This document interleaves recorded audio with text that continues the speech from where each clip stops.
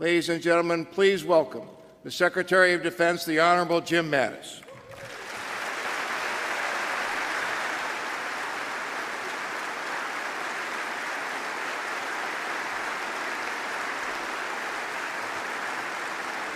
Thank you. Thanks very much, ladies and gentlemen. And thank you, General Ham, old friend of many years. It's an absolute delight to be here with you all. And I do appreciate being invited to something like this. I can probably find no place in Washington, D.C. today that I feel more at home than here amongst all of you. Acting Secretary McCarthy, we first met each other in those very uncertain days after 9/11 in Afghanistan, and we've served together for many years after that. Thank you for coming back to the colors, sir. It's a pleasure to serve with you once again. General Milley, we've served together. We know each other over many years. You have the DNA of Iwo Jima in your veins. You bleed red, white, and blue. And the Army could not be in better hands right now. Sergeant Major Daley, besides deciding to go out on the obstacle course this morning, that Army 10-miler yesterday, I guess, was just your warm-up for it this morning. So in the truest traditions of Army NCOs, where you lead from up front and put yourself in difficult circumstances voluntarily, thank you for your leadership as well. After that presentation, I'm going down to the recruiting office. I feel like I'm going to sign up for another 40 years, I guarantee you. But it was also something to remind us about the priorities that Secretary McCarthy, General Milley have made very clear in their time in office, and that is for readiness. And we will talk more about that, but I'm going to be very pleased to take some questions at the end of this. And so let's see if I can close the gap between a Secretary of Defense and all of you out there for a little bit. I would just tell you that I recognize that whatever ranks we wear today or we once wore, in this room we are all co-equal in our devotion to this wonderful magic experiment that we call America and to protecting our people and our Constitution, and we are co-equal, and that is the one thing that the American forces have always had in their ranks, a sense of co-equal devotion. So I'm honored to be here with you today, you who hold the line in this world, and I want to mention something about the veterans. In my talks with soldiers on the front lines, I've just returned from Afghanistan a few days ago, the only thing I think they would ever fear is letting down you and the legacy that you bequeath to them, because they know, based on what you've been through, that they can do the job, because it can be nothing worse than what you faced in your most difficult days, and that builds their confidence.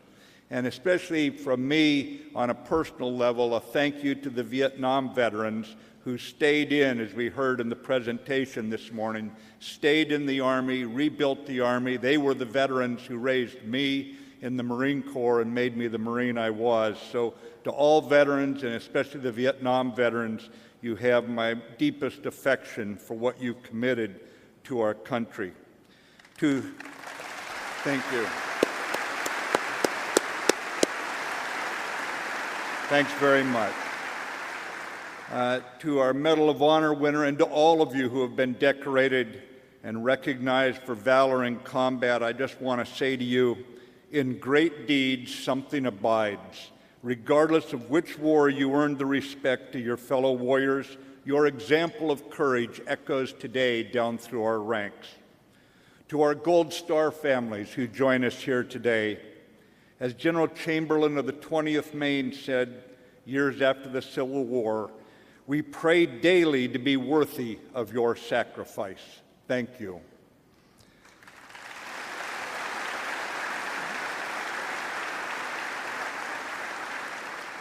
As your Secretary of Defense, I am honored to join you. I'm grateful to serve once again alongside soldiers of the greatest Army, the most trusted Army on earth.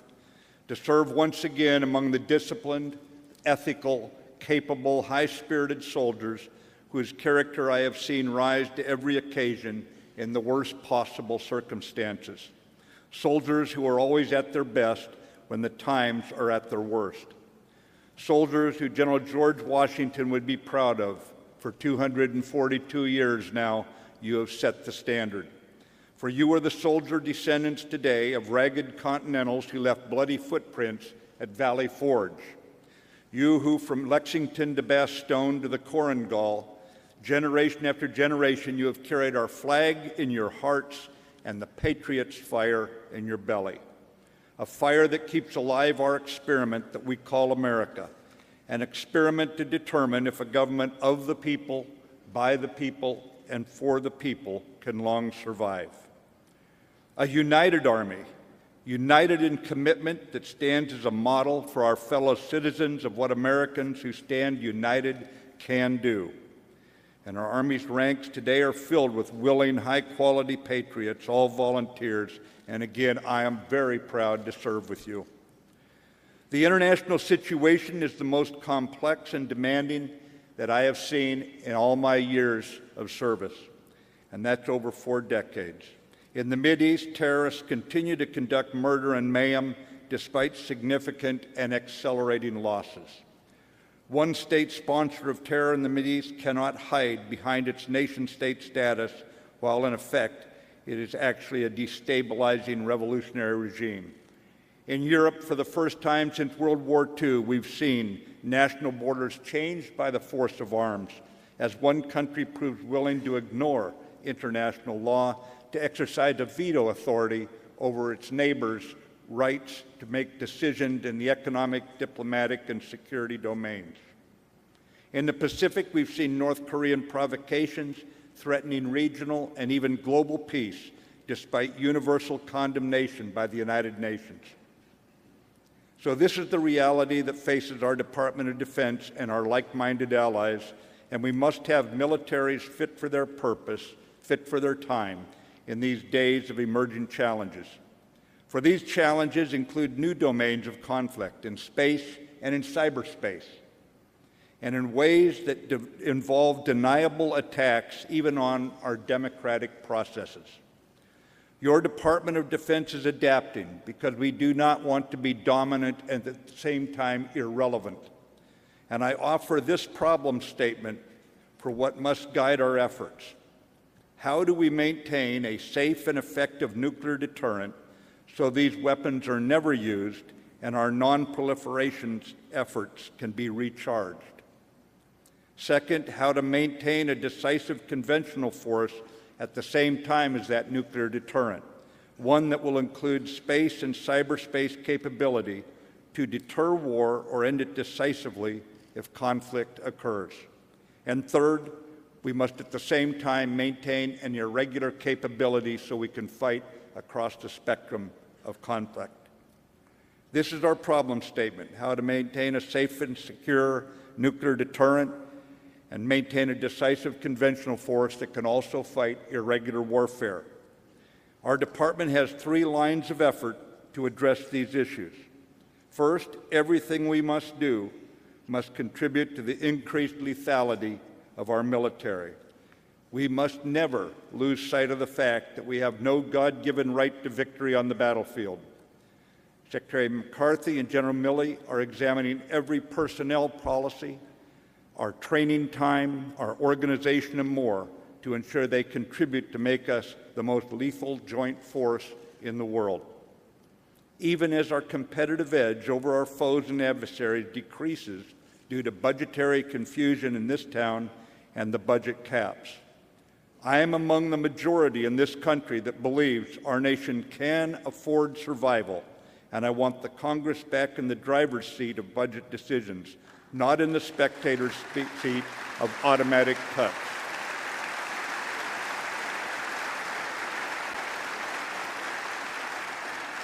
I have great confidence in the U.S. Congress, but I have no confidence in automatic mathematical budget cuts. Second line of effort, we are following the example of the greatest generation coming home from the tragedy of World War II and who looked around and they said, "What a crummy world." But we're part of it, whether or not we like it, and we're going to do something about it. And in that spirit, They build alliances and partnerships. In the same spirit today, we are strengthening alliances and building new partnerships, whether it be NATO, the counter-ISIS coalition, the 39 nations standing together in Afghanistan, and expanding friend and partner bonds in the Indo-Pacific region. Secretary of State Tillerson's Defeat ISIS coalition is only one example of what this looks like in practice. 69 nations banded together, plus 4 international organizations, the Arab League and NATO, the European Union and Interpol, all working in concert to defeat ISIS. But we also stand with our traditional allies as well as building new coalitions as we work together to defend our values. And to our allies here in this room today, I will tell you I had the honor of fighting many times for America.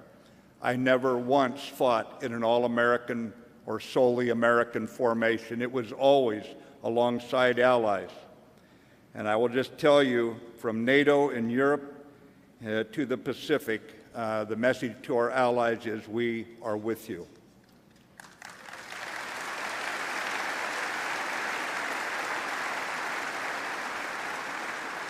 Under Deputy Secretary of Defense Shanahan, our new Deputy Secretary and full of vigor, under him lies most of the continued effort for line of effort number 3, and that is the keen direction that he is helping to provide Secretary McCarthy and his fellow appointees to rework our business practices to gain full benefit from every dollar spent on defense. We are taking aggressive action to reform the way we do business and to gain and to hold the trust of the Congress and the American people that we are responsible stewards of the money allocated to us, and that it translates directly every dollar into the defense of our country and what we stand for. In all of this, the Army's importance is absolutely fundamental. Historian T.R. Fehrenbach once wrote, "You may fly over a nation forever, you may bomb it, atomize it, pulverize it, and wipe it clean of life. But if you desire to defend it, if you desire to protect it, if you desire to keep it for civilization, you must do this on the ground the way the Roman legions did, by putting your young men in the mud." I would only modify it today by saying, by putting your young men and women in the mud.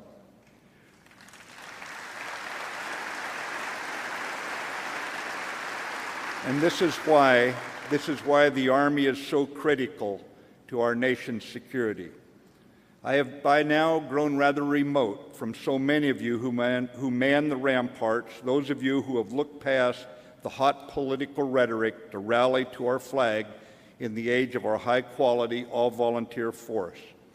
Yet while I no longer have the opportunity to get to know you personally, I do know your character.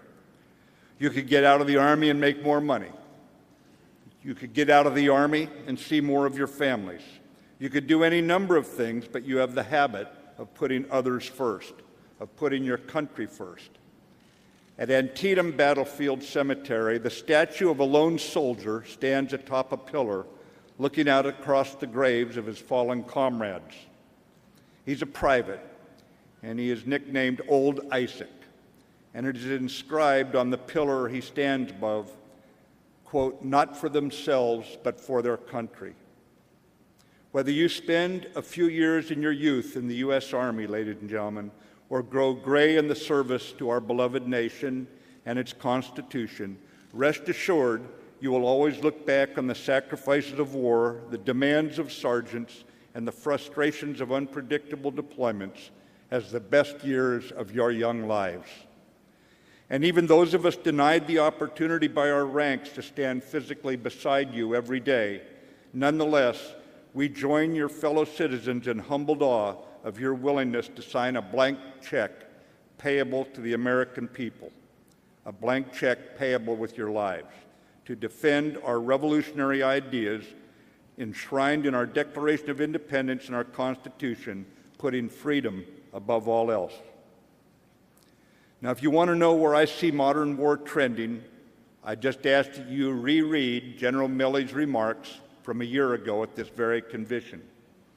If you want a reminder of war's primitive, atavistic, and unrelenting nature, reread Fehrenbach's This Kind of War.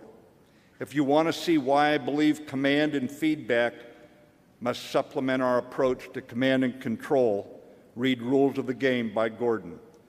If you want to know where I come from in terms of strategy, read The Future of Strategy by Colin Gray, the most near-faultless strategist alive today. And most importantly, when it comes to you willing and magnificent soldiers, those who from General George Washington to today carry our hopes on your shoulders, I say that you need only follow the Army Creed we just all saw on the screen and recited. We need you at the top of your game in body, mind, and spirit. Physically, I salute Generals Milley and Frost's initiative to toughen the physical standards that they now have underway for the U.S. Army. I'm reminded that General Schwarzkopf, in the years after Vietnam, served under a Korean War veteran when he was a battalion commander, a brigade commander who insisted on tougher soldiers knowing what he had faced in the Korean War. Mentally, I want you to enhance your warfighting skills, assuming every week in the Army is a week to get better at integrating all Army and joint efforts to become more tactically cunning. So body and mind must be matched with the spirit. And spiritually, ladies and gentlemen, we need our soldiers to build your own and your comrades in arms resilience to take combat tests of your character in stride in the most primitive environment on earth. Let me close with a reminder to today's troops through our veterans' eyes. I want to go back to World War II, the greatest generation. Today, as we sit here, there is a 91-year-old World War II combat veteran from Maine. The veteran is Mr. Richard Lincoln, and he's now living in a veteran's home in Maine. He and his three brothers all fought in World War II, and he is the last surviving one. Mr. Lincoln has a remarkable story. As a 17-year-old from a very small town of Wayne, Maine, a town of less than 1,000 people, and standing just 5 foot 5 inches tall, I wondered as I read that, was that the effects of malnutrition during the Depression. Mr. Lincoln served as a first scout in the 88th Infantry Division in the Battle of Anzio, which, as you all know, was a grueling and historically important amphibious assault in the Italian campaign, an amphibious landing against long odds which permitted the Allied capture of Rome. He repeatedly risked his life on the front lines to identify enemy artillery batteries, regularly enduring enemy fire and never shrinking from enormous dangers. The 88th became the first Draft D division to enter a combat zone in World War II. In 344 days of combat, the 88th Infantry Division lost 2,298 men killed in action and 9,225 men wounded. The Blue Devils, as they were called, proved that with rigorous training, sound teamwork, competent leadership, and fierce determination, an all-Draft D division was more than capable of fighting well against well-trained, well-equipped, and battle-hardened enemy. When the Allies liberated Rome on June 4th, everyone wanted to be the first into Rome, but the all-Draft D 88th became the first division to enter the city. Although overshadowed by the Normandy invasion 2 days later, you all know the capture of Rome was a significant victory for the Allies.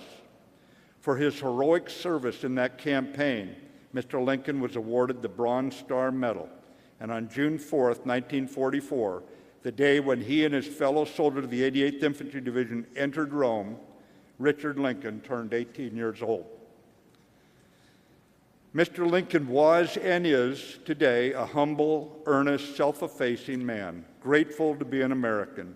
He knows what it felt like to be shot at from very close range every day for months, since being a scout was about as close to the front lines as it gets. To this day, he wonders how he survived when so many comrades did not. He says he thinks it might have been because I was short, which is a wise point. I never envied tall men on the battlefield myself. But I would tell you, too, that Mr. Lincoln is one of those who created the legacy of the American Army, the most trusted, the most ethical, the most capable Army in the world. One built on physically tough and tactically competent soldiers under NCOs and officers at the top of their grim game. From Shiloh to the Marne, from the Bulge to Pork Chop Hill, the Delta, and the deserts that this generation of soldiers have faced, when trouble loomed, the Army has always stood and delivered. So to all the veterans in the room, you set an uncompromising bar that every one of us on duty today must live up to. We know we will never face something worse than what you maintained your dignity and your honor throughout. So to every veteran in this room, to every Mr. Lincoln who's hailed from Maine to Hawaii, from Alaska to Puerto Rico, thank you for standing by the red, white, and blue. And ladies and gentlemen, thank you again for having me here. May I take your questions?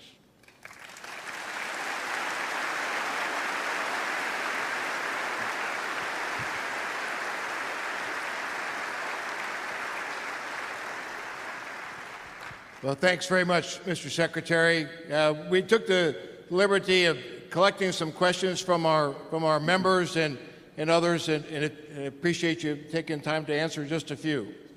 So the first one is, we just saw a program that highlighted how the Army expanded and transformed quickly 100 years ago to meet the demands of World War I. What insights from World War I seem most relevant to you as the Army faces challenges today? Well, I appreciate the presentation earlier, because whenever you look back at history, you realize that while technology may change, we really face nothing new under the sun. And we oftentimes come up with good ideas in old books and reading history. I think the message I was thinking as I watched that presentation was the need for readiness. There was a comrade by the name of John Abizaid, who is a younger general, once said to me, you know, if you were sitting in my chair, and he was in the Joint Staff in those days, in 1810, and you said, where are we going to fight in the next 10 years? Not one of us would have guessed. I think the Royal Navy is going to sail right up that river outside my window and burn this town to the ground. Well, you say that's a long time ago. He says, think about 1910. How many would have said that we're going to be in Europe in the next 10 years, and the U.S. Army, strung out from forts all across the Indian fighting West, would never have forecast they'd be wearing gas masks with airplanes dropping bombs and charging machine guns and barbed wire. So the need for readiness must also ensure that we have a shock absorber built inside the Army. And out of World War I, where the first advance we made, the first offensive we made, went horribly wrong because troops couldn't get to the front lines in the right order, there was a traffic jam, the attack went in badly. It's a reminder we've got to be brilliant in the basics of blocking and tackling, because from Bataan Peninsula to Kasserine Pass to Task Force Smith, we know too well the costs of not being ready. And I think that right now what we want to do is be so ready and be very much aware that we fight the way we come, that everybody in the world wants to deal with Secretary Tillerson and the Department of State, not the Department of Defense and the United States Army.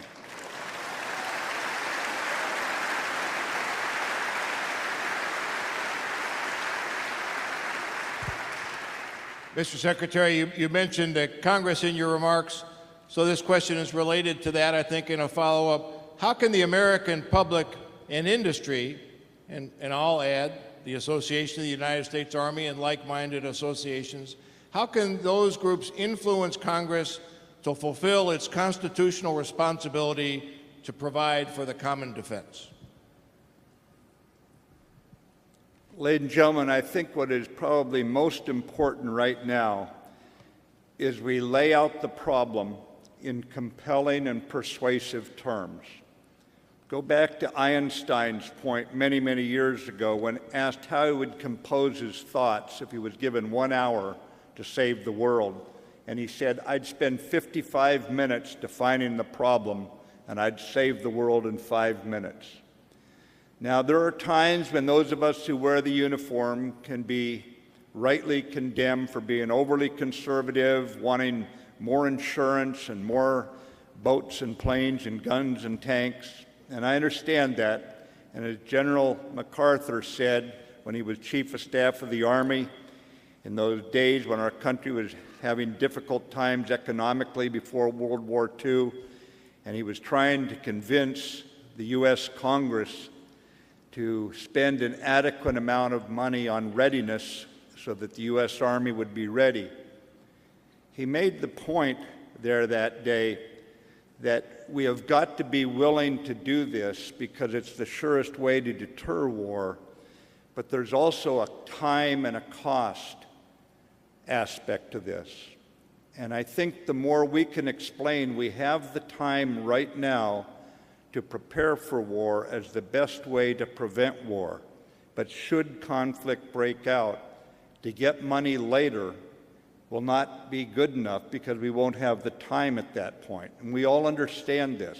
But I think the more we explain persuasively, objectively, what is the situation in this increasingly complex security environment that many of our most legendary statesmen alive today, from Dr. Kissinger to George Shultz to Sam Nunn, to all the others who have looked at this over decades, Dr. William Perry, former Secretary of Defense, Senator Cohen, former Secretary of Defense.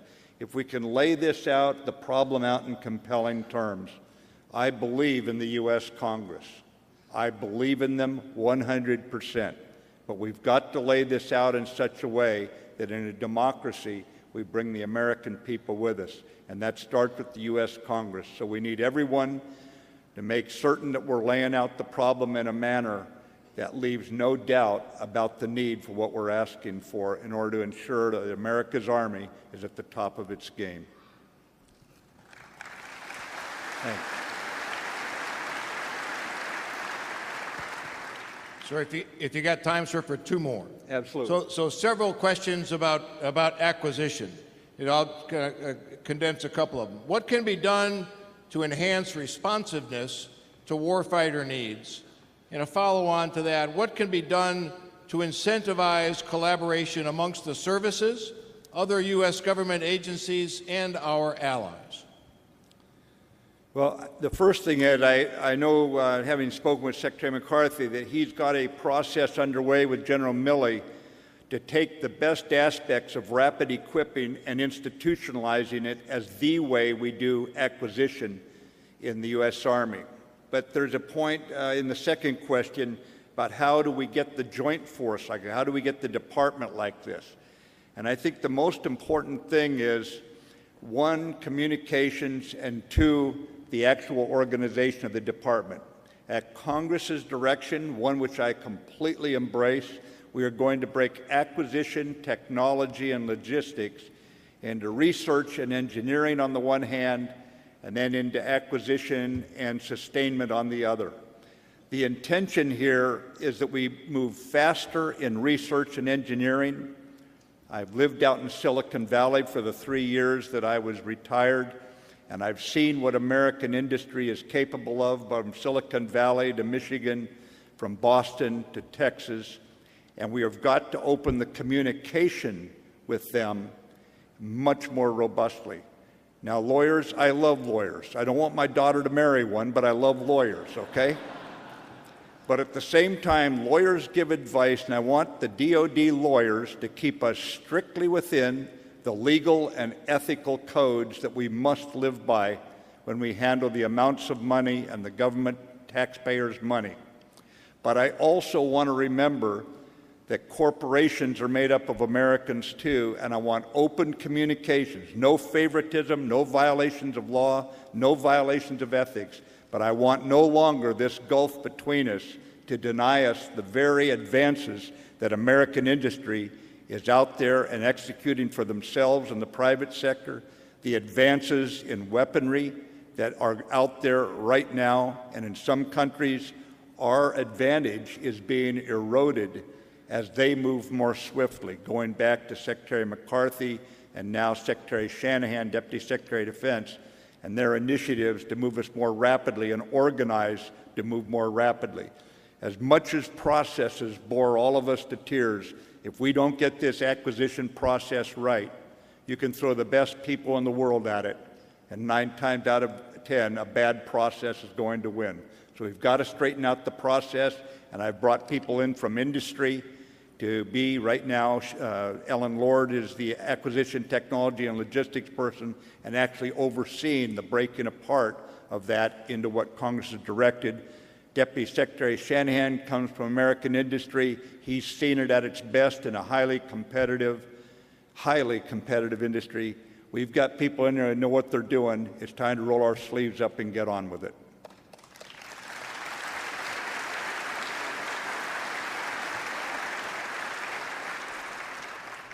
Last one, sir. Unsurprisingly, about Korea. And I suspect you're probably not going to reveal to us the intricate details of your Korea strategy, but what can the U.S. military do to lessen the likelihood of conflict on the Korean Peninsula? Oh, what a great question. Let me talk about Korea for a minute because it's on all of our minds, and you know there's a reason that I recommended T.R. Fehrenbach's book, that we all pull it out and read it one more time. But ladies and gentlemen, it is right now a diplomatically led, economic sanction buttressed effort to try to turn North Korea off this path. Now, what does the future hold? Neither you nor I can say. So there's one thing the U.S. Army can do, and that is you have got to be ready to ensure that we have military options that our president can employ if needed. We currently are in a diplomatically led effort. And how many times have you seen the UN Security Council vote unanimously, now twice in a row, to impose stronger sanctions on North Korea? And remember, the Security Council has countries like France and Russia, China, the United States. You know who's on there. And all voted unanimously on this. The international community has spoken, but that means the U.S. Army must stand ready. And so if you're ready, that's your duty at this point in time. And I know the Army will always do its duty. Ladies and gentlemen, thank you for having me here. Have a great conference. And to our allies, thank you for being here.